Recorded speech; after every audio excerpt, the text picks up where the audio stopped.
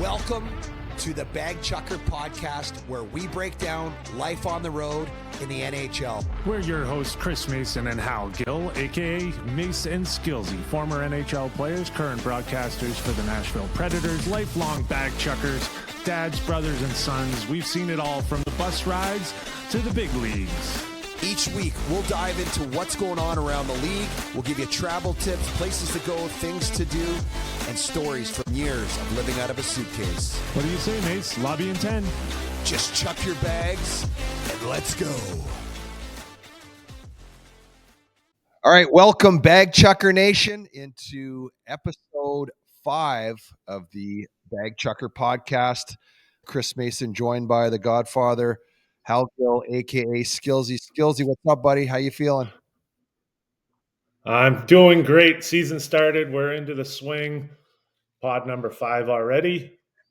What do you think so far? Lindsay was great, by the way. Yeah, she was awesome. Great. I mean, that was a great episode. I think still trying to iron out some audio issues, and it took us about a good almost 45 minutes, almost an hour to get up and running today. So a couple amateurs, but we're finding a way. Bear with us. Yep. People, bear with us. Just focus on the content. We'll get there. We're not perfect. Nope, we don't. But all right. Well, Skillsy, let's start. We're 2 games in right now. Pretty damn close, though. No, I we're think, not. Right? No, we're Sorry. not perfect. I know that. No. Okay. But Fair. 2 games into the season. This may be released. Hopefully, there may be a third by the time it's released. But we've seen 2 from the Preds. We'll get to the other one of the biggest storylines in the National Hockey League after. We'll talk about Utah. But right now, let's talk about Preds. 2 games in, big expectations. Dropped the home opener to Dallas. Played pretty good, and then lose again to Detroit. Preds 0-2 to start the season. Early thoughts? Not what we were hoping for. Not what we were thinking. Right? On paper, everything lines up, and you go, whoa, no way scoring is going to be a problem after you add Marchessault and Stamkos. But everyone take a deep breath. I think the chances are there. The looks are there. They're fine-tuning some things. It's not just like you throw guys out on the ice and it hits home and it goes. You got to work at some things. And so I'm taking a deep breath. I hope everyone else is too. The NHL is weird right now anyway. Like it looks like pond hockey to me. Like there's zero structure. There's some awful defense being played. I don't know what it is. Training camp did not feed to a great start of the season from the technical and the systematic form of the game.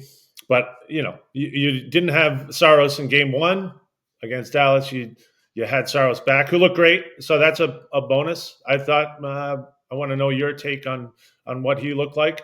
But I'm not panicking. They're getting their chances. Let's relax. Yeah, I think. I mean, this team is going to score goals. There's no question about it. They got their chances. Yeah. I don't know if they overwhelmed either Dallas or Detroit with grade A chances. I thought they played better than Dallas.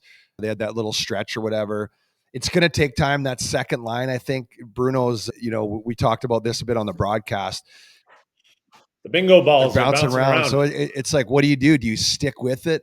Would you pick a guy and say, all right, we're going to ride through it? Do you split them up? I know you don't want to, or neither one of those guys wants to play on the third line, but do you do that just because? And the reason why I say that is because you've got 2 guys. They did it last year. We talked about this also with Zucker and Beauvillier. They wanted those guys together, but when they split them up, because Bruno's system is so hard, not so hard. It's just not what guys are used to their whole lives. And maybe you could touch more on that, but it's you guys, players get ingrained in their DNA, and you've done something for years and years, and you've been taught a different way. So now you come in here with Bruno and you try to learn something new.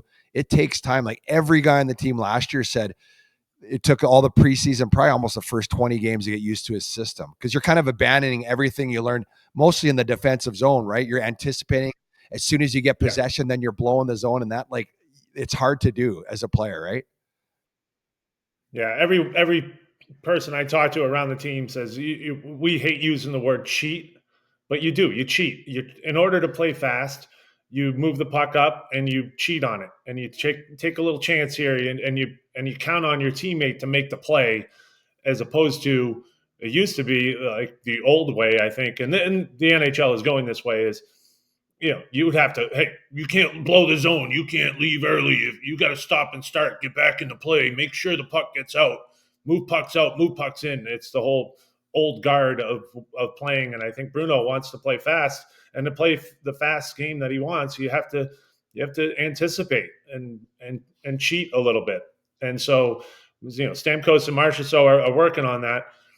My question do you break up the top line? Do you break up Forsberg, O'Reilly, and Nyquist? They all know the system. They all play it really well. There's other guys that are getting the system, that have gotten the system. Do you put them and do you mix those guys up and mix them in until they get up to speed with everything? I don't think it's bad. I just don't think it's quite where Bruno wants it to be. So I think there's some growing pains that they're going to have to go through, but it's still early in the season. I think everything is going to work out once everything starts to click, but we have to wait to see what time that is. There's a lot of teams that aren't playing great, so some teams that are playing great. It's all going to end out even in the wash, and then we'll see what teams are really and it's funny how every year, and this is the thing that always baffles me. Obviously, there's some teams get off to Calgary's 3-0. There's some of these storylines, but early on at the beginning of the season, there's such panic. Because you want to get that win, getting off. I mean, the only thing you can do is get off to a good start, and it's not indicative of your entire season. And that's the thing, as a coach, that you have to manage that emotion. I think, even though you might have the same kind of thing because you've had all these expectations in training camp, and things might have looked a certain way in training camp, and all of a sudden the regular season starts and it's not there. So do you just say, hey, it's 2 games. We actually played pretty good in both games. We put up 42 shots.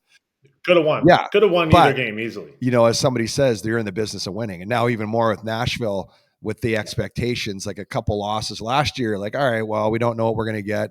Let's just ride it out and see what happens. This year, maybe a little bit more urgency, but I mean, we're talking 2 games in. There's no reason to change anything, in my opinion, other than tweak like he has been.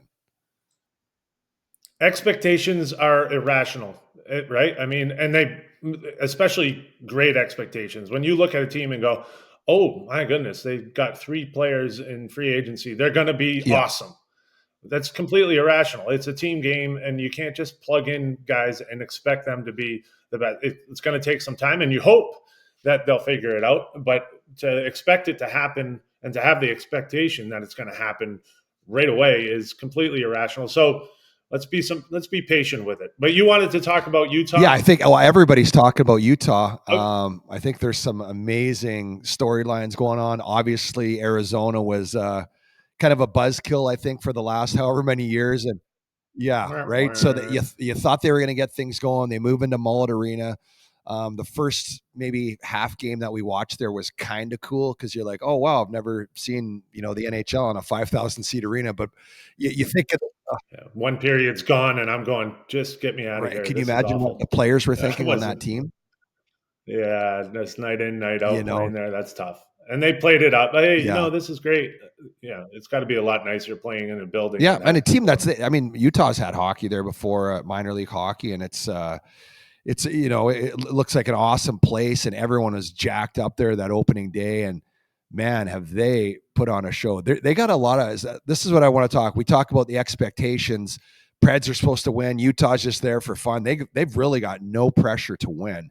And that I felt that when I moved from Atlanta to Winnipeg was just happy to have their team back. We didn't make the playoffs that year. We had not a bad team. We won some, lost some, but winning wasn't the priority within the fan base yet. And I think that's what Utah's got going on right now. And they've always had the good young forwards. They got Keller and Gunther and Hayton, and they got a bunch of guys that are really good young forwards. Added some defensemen in the offseason. Ian Cole, who's won a couple Stanley Cups. Sergachev, who's the big ad from Tampa Bay. He gets a chance to be the number 1 defenseman out from Hedman Shadow. And then Marino from New Jersey, I think, who you said's yet to play, or he's injured right now. But that's kind of been always their Achilles heel, is they just haven't had a deep defensive core. They re-signed Dursey. So this team, are they good enough to make playoffs? And I think their only question mark to me would be their goaltending.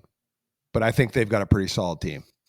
Yeah, for sure they're solid. Here's the deal.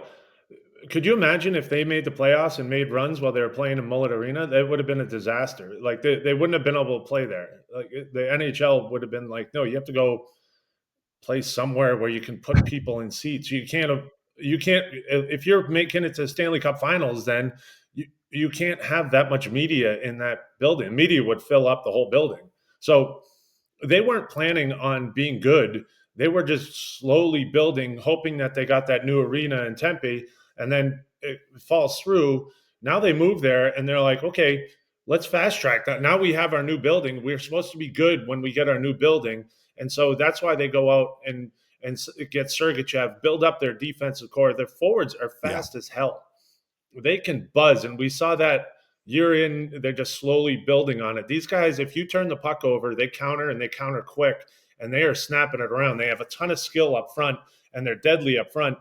But I think they've added defense, which is what you need, and big time defense and solid defense that are not rebuild defense. These guys are ready to go and compete in the playoffs. So they certainly fast tracked that. Bill Armstrong, who I have to say was my D partner, player coach. He's like Reg Dunlop for the Providence Bruins when I got sent down, and he was my partner. No way. He was a beauty. He was awesome. But I love to see what he's done there. He's patient. He's taken this and rebuilt it, and now he's like, whoa, we just moved to Utah. We got to put a team together. This is going to be, we got to do it quick. And so I'm excited for them. I'm excited for the fans of Utah to go out there. But I still wonder, what are they going to call them?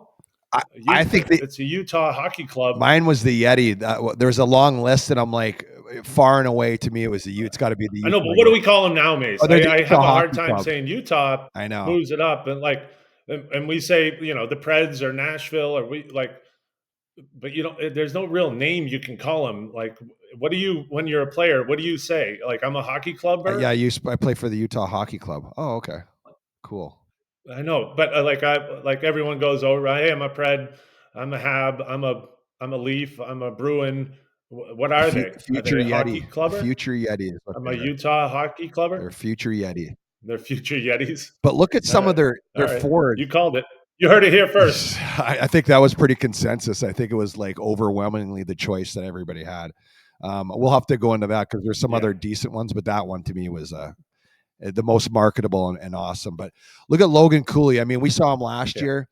The kid's 20 years old. He's good, right? Like, he's a highlight reel kind of a player, and he had a great year last year. 20 goals. Dylan Guenther, and what did he have? He's young. Just re-signed. 21. He's good. He's putting up numbers. 21. And his Keller he was named the captain, right? So he 26 years old. Just named 26. Captain. Yeah. We know what he's all about. That kid's got silly skill. He's even getting better. And he playing with Schmaltz. They're so fun to watch together. They make plays and they make them fast, and it's really fun to watch. They're good. Logan. And don't forget the story, Josh Doan. I love watching that kid. That kid's fun. Oh, he came. Shane Doan's son is fun. Well, he's balls to the wall, right? He's like his dad. He's got some skill. He'll get in there. He can be physical. He played at Arizona State, so he played there, which is actually kind of a really cool story. So he didn't even, when he got called up, he just had to move his stuff over to the. He's lived there his whole life, and now he finally plays for his hometown team. And they move to Utah. They're like, oh, this is great. Mom and dad are like, oh, we can watch them every game. We just have to drive down here. Then they move to Utah, but that's the way she goes. Logan Krause, he's a big man. Lawson Krause. Yeah. Liam O'Brien, who just re-signed, I think, for 3 years. Yeah. Spicy tuna, and he's fast too, actually, and tough. Yeah, he gets there. He's tough. He gets there. I don't know if he. He can make. He can get in and make contact. He's fast enough to be scary. But I mean, that's I hated those. That was like Toots and those guys Yeah, like if you're a big tough guy and you're slow, like it's like, okay, I can run away, I can get away, but the guys that get there, this team, I think they're going to be they're going to be in the mix for sure. I mean, yeah, but A good start. A good start. Yeah, good start for them. And well, let's move on from that because that'll be interesting to watch. It's been a great storyline. It's good to see that organization and that franchise in a place that really wants a hockey team. They're going to build a nice building there. Yeah, good for the NHL. Good for the league. So let's talk about the Amazon show Face Off, which we both watched episodes 1 and 2, and I think it's you've got some different views on this, but I think it's amazing. I think hockey needs more of this because it connects you to the players, and the stories that they've built have been incredible. Because the first episode is William Nylander and David Pastrnak, and I didn't know that they had the history quite the way that they did as friends, and they put these two guys together in kind of opposing storylines. They're each they go around, they follow each of these guys really behind the scenes. It really gets up close and personal. The second episode, who we'll touch on, is Philip Forsberg and Jack Eichel. And Phil was awesome, and all these guys were really good in it. But you see Phil and his wife Erin Alvey and their journey, through the end of their pregnancy, before they had baby Felix, and the playoffs and the ups and downs. And I'll start with the first episode. This was the Nylander Pastrnak one. And what this did for me is you take a guy like William Nylander, like I've always just I'm like anybody else, like the Leafs bug me. There's something about him. Nylander's one of those guys when I used to look at, he's got the weird fashion. He kind of looks like he's kind of aloof and just, doesn't really care. This is all my judging, like 100% judging. Yeah, he's big time. Right? He's big time. He comes across. But I start watching the episode. Yeah, but he's not. Like, he's not. No. And he was actually like when they showed game highlights of him, he was like super intense and fiery on the bench at times. And, they showed him off the ice walking his dogs everywhere and just really embracing the pressure. And, and what that's like in the media and how much the people of Toronto love their hockey team. And I thought that was really cool. And I mean, what it's like to play in Toronto, right? Yeah, it's not easy. And he brings it on himself. He's making a ton of money. He's got a ton of skill. He's a great player, no doubt. They have a bunch of them there, but they haven't won. And so it's like, it's not going to be good enough until you win in Toronto. You got to get past the first round. You got to win game sevens. It's a pressure cooker, but it was cool to see behind the scenes. And I'll go back to the whole idea. I love behind the scenes. I love when they take you in the locker room, when they show you the guys, the fiery speeches. Connor McDavid makes a big speech, and everyone's like, I didn't know he had that. I'm like, what do you think? You don't think he has that? You don't see it because it's behind the scenes for a reason. That he's not going to lose his cool. So everyone in Edmonton can say, oh my God, he lost his cool. He lost his composure.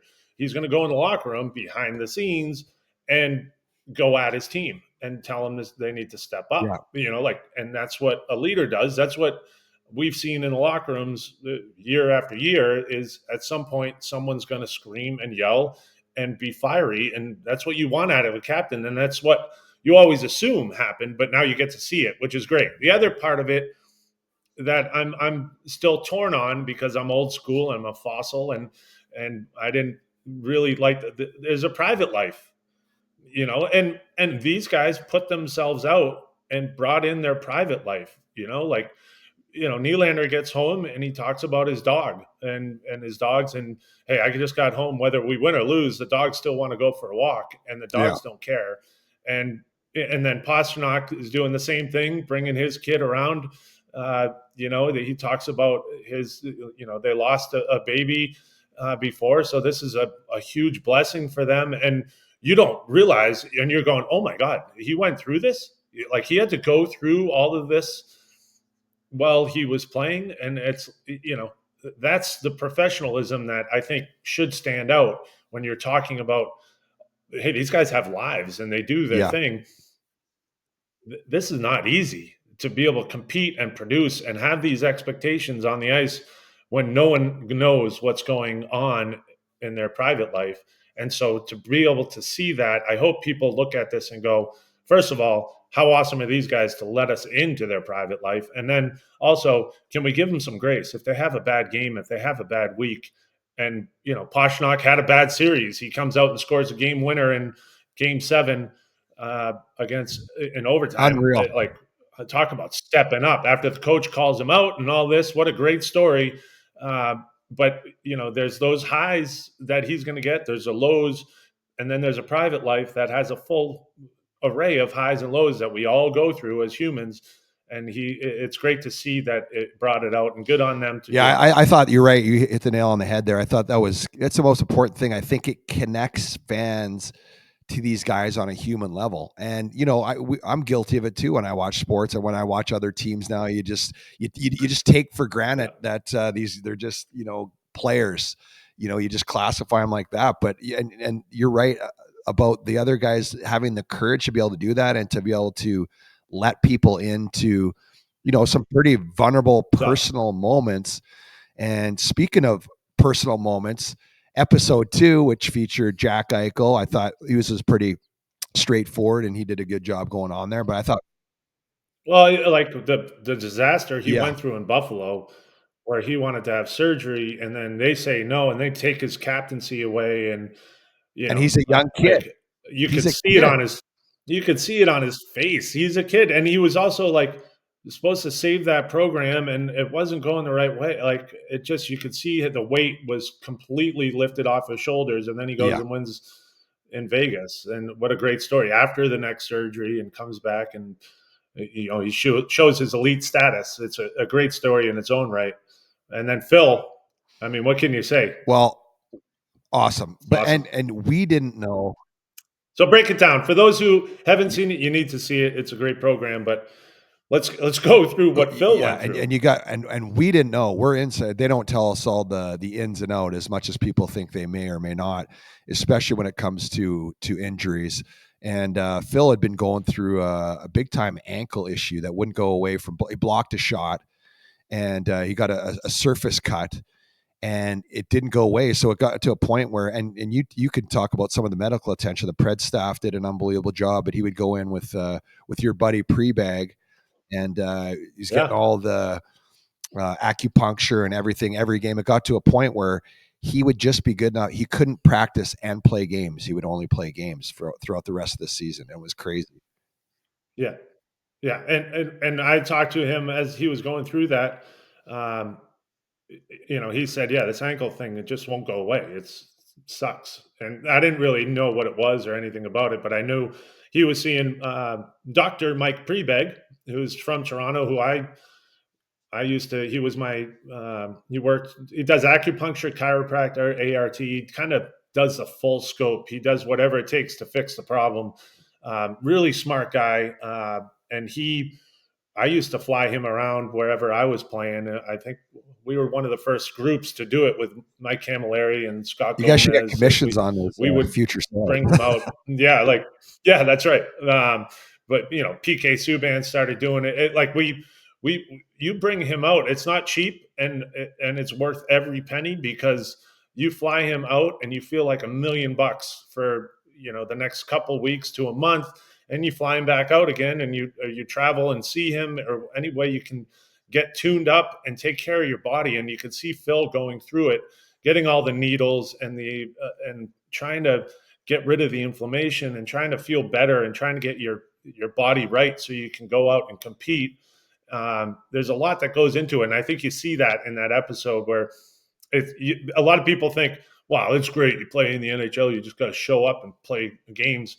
And Phil gets into it. How awesome was it, talking about he has to wake up at 8:08. He ties his skates at 7:07. Yeah. Like there's a structure. You eat the same thing. And Eichel talks about, like, I make the same meal every day. And I think his wife was like, I'm sick and tired of making the same meal every day. So they hire a chef to come and make the same meal for him every day. Like, these guys, they rely on all those things, the treatments, the routine. It's just they're robots in some sense, but they're also, we see the human side of it when Phil has a pregnant wife, and she was awesome. Can we talk about Erin Alvey? And Erin is awesome. She's the She star was of the so show, she which was is so really cool. cool. I mean, and she really let, I think, the viewer into what it's like to be a family member of a player. The stuff and the just, it's almost the craziness and the routine, and just the sensitivity of winning and when you don't win and when you come home, and it's just nonstop, and it's like Groundhog Day. And she was, and meanwhile she's getting ready to have a baby, and she's got to be supportive, and they didn't know if playoffs went anymore, there was a good possibility that Phil wasn't going to be there for the birth. And she was like, well, it's just the way it goes. It's the and she's a country music artist. She's got a lot of her own things going on, but it was just really awesome to see the way that she supported Phil. And obviously Phil thinks the world of her, and they support each other, and they get through it together. But I think that was such a great um, peek behind the curtain into what it's like, not, and like you said before, it's not all sunshine and rainbows. There's a lot of stuff that it sucks, and it sucks for your family sometimes, because you're going to miss stuff, and you can't plan for anything, because you don't know, especially when you get to playoffs, you don't know. It could be done in 2 days, or it could be here for another month and a half. Like, you just don't know. That Yeah. was great.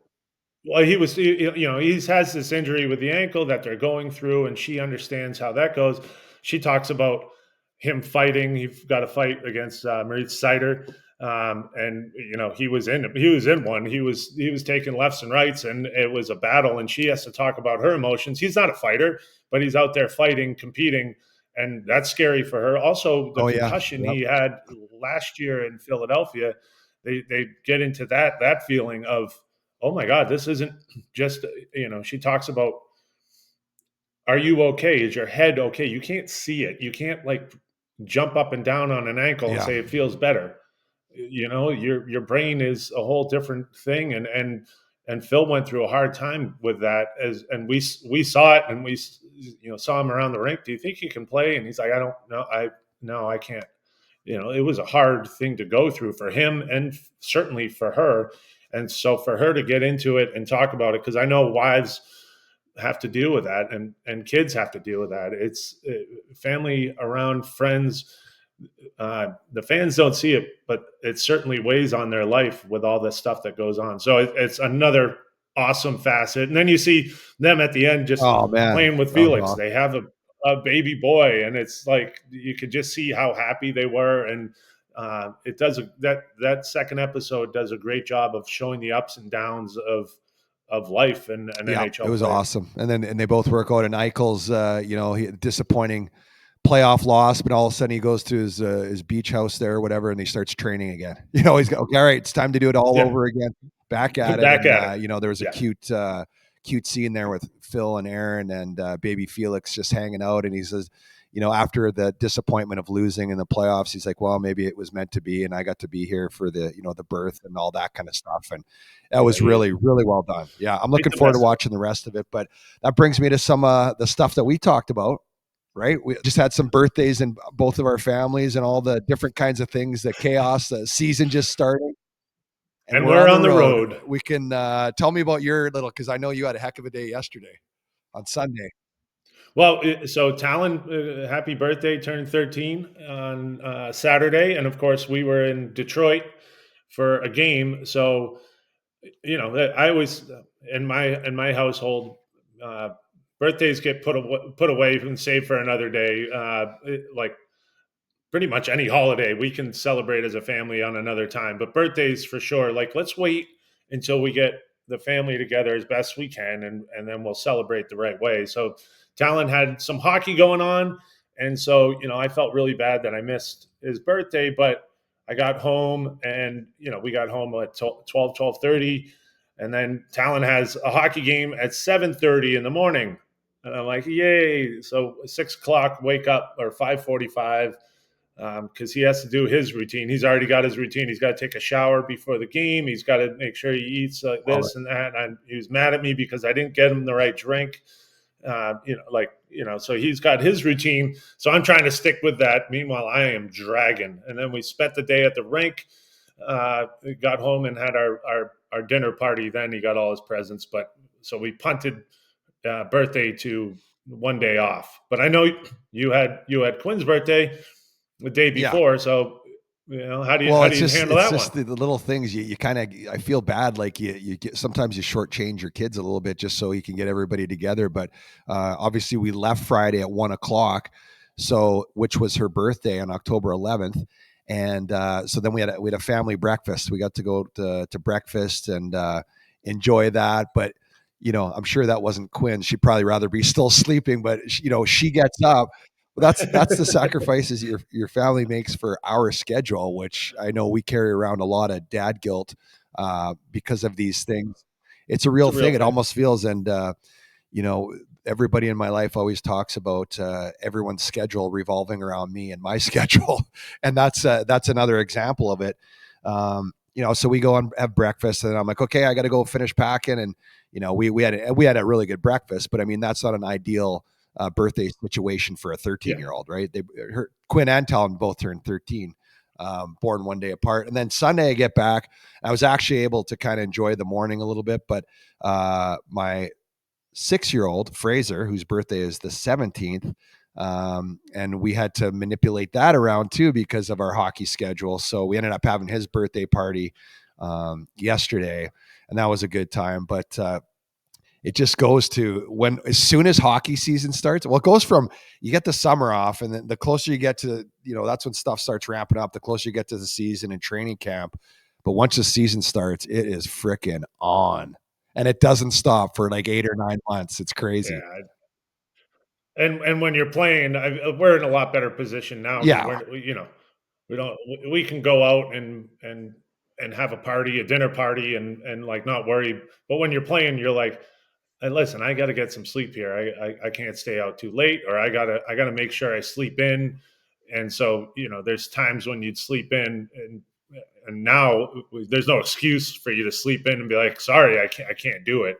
You're getting up early, and you're going to, what hockey practice or any practice or anything the kids need to do. You're like, you can't just like, sorry guys, I need to take a nap here.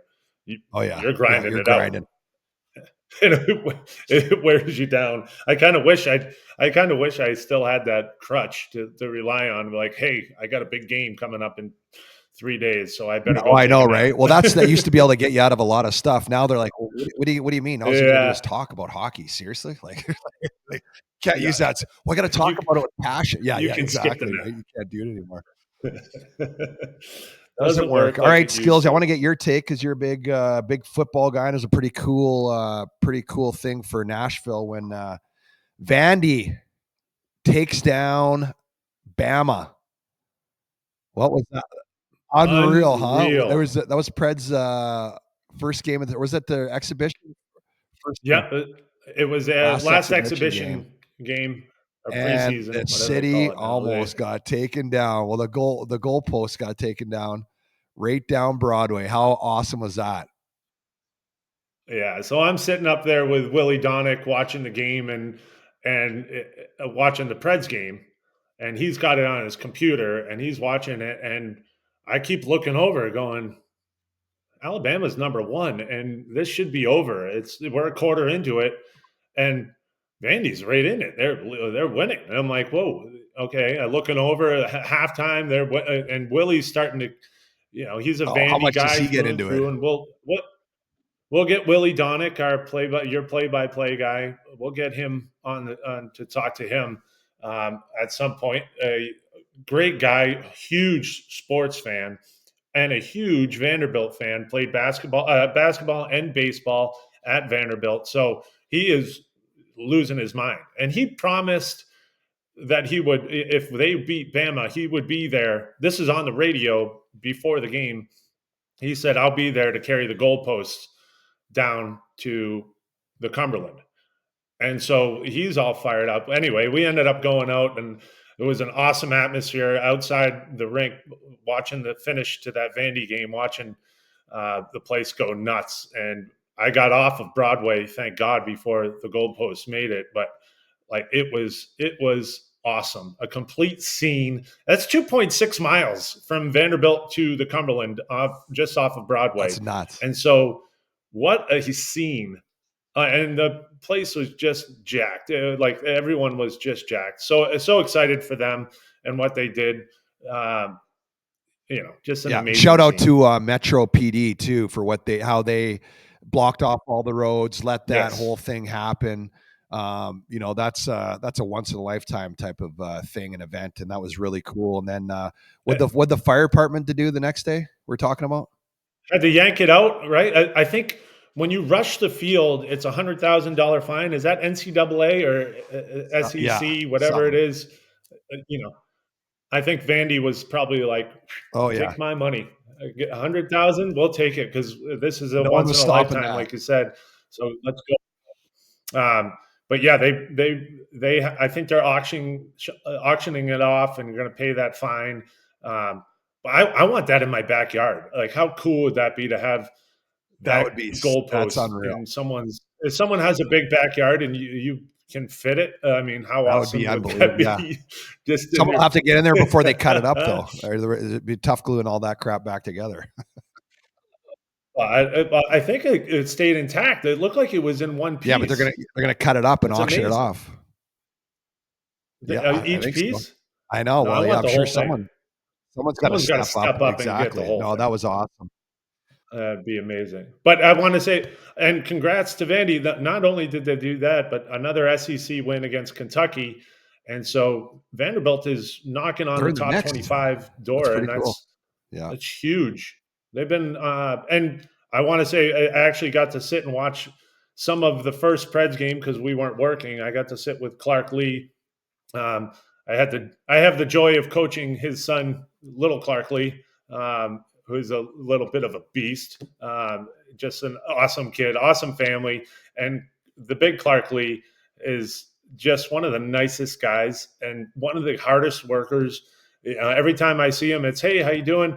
And then he starts talking about the Preds and their team dynamic and how do they build that? How did they go on that 18-0-2 run in last season? And what did they do to get into that? Like, he's always looking to get better. And I can see the culture that he's created there with Vanderbilt, and it's awesome to see it come and produce wins. It's great to have culture, but if it doesn't produce wins, then okay, what are you doing it for?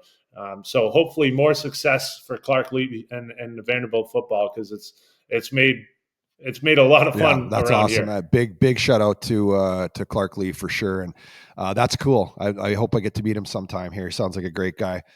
But I think that's probably a wrap, huh, Skillsy? That's about it for now. That's probably it. We have so much to talk about, but it's like we just got to get it in. We'll get it in chunks. We'll spread it out. And for those who have listening, I like. You know what, Mace? We got to shout out to the people that have listened and are diving into it, subscribing and liking it and giving us feedback, because we need it. We had an audio issue. We're hoping to fix that.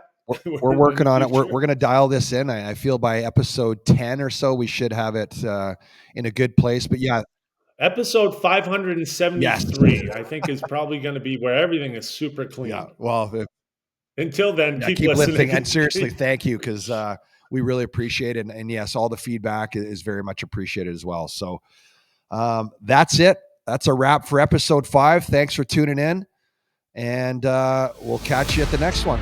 Cheers, everyone. Cheers.